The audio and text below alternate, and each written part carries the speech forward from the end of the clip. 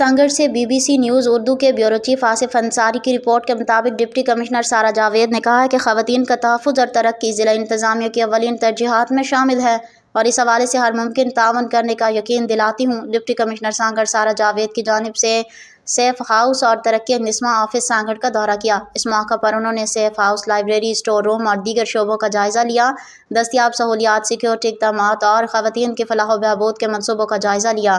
Deputy commissioner نے safe house آنے والی خواتین کی ضروریات و مسائل سے آگاہی حاصل کی۔